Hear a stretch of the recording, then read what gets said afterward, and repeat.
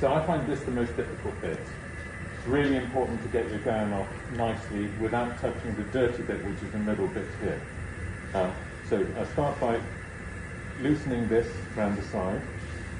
If you can tear it, then that works very well. You can see the gown is already damaged. That's because we're reusing it for teaching. Then I lean forward and I take the gown off my shoulders. Holding as laterally as he possibly can. The reason Helgi's leaning forward is so that any droplets or dirt that's on that gown fall to the floor. He's now rolling it up. You can see how he's doing it, deliberately trying to hold only onto the internal part, trying to keep his hands as clean as possible. You can see how he's rolling up nice and neatly, and he's turning it inside out, so that the clean part is the only bit that is exposed to him.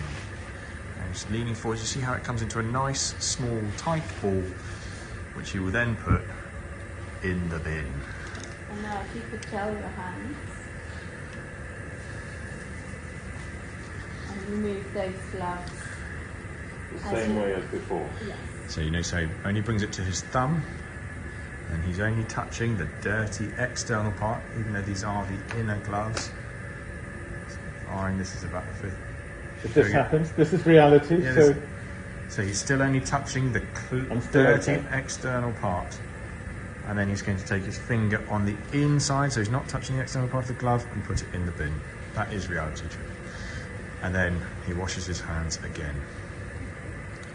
You now need to remove your visor.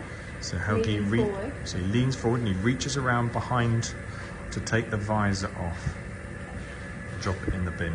And then you need to wash your hands. And then you need to wash your hands.